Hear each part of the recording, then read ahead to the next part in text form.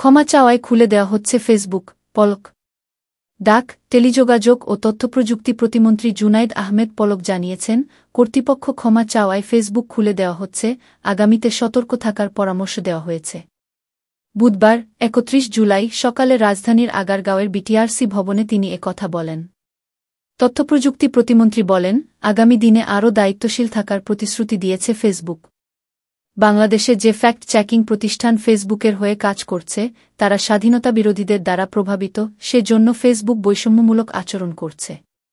পলক বলেন, বুধবার বিকেলের মধ্যে যেসব সোশ্যাল মিডিয়া প্ল্যাটফর্ম কিছুটা সময়ের জন্য সাময়িক বিধিনিষেধ আরোপ করেছিলাম, সার্বিক বিবেচনা করে ফেসবুক, টিকটক, ইউটিউবের কার্যক্রম পরিচালনা করতে আর কোনো বাধা রাখছি না।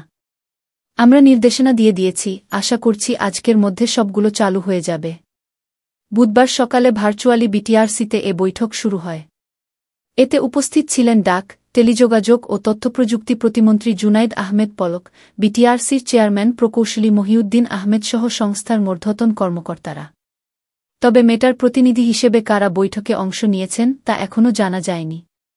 এর আগে ১৮ জুলাই কোটা সংস্কার আন্দোলন ঘিরে সারা দেশে সহিংসতা ছড়িয়ে পড়লে ৯টার দিকে দেশে ইন্টারনেট সেবা বন্ধ হয়ে যায়। এরপর গত ২-২৩ জুলাই রাত থেকে চালু করা হয় ব্রডব্যান্ড ইন্টারনেট সেবা।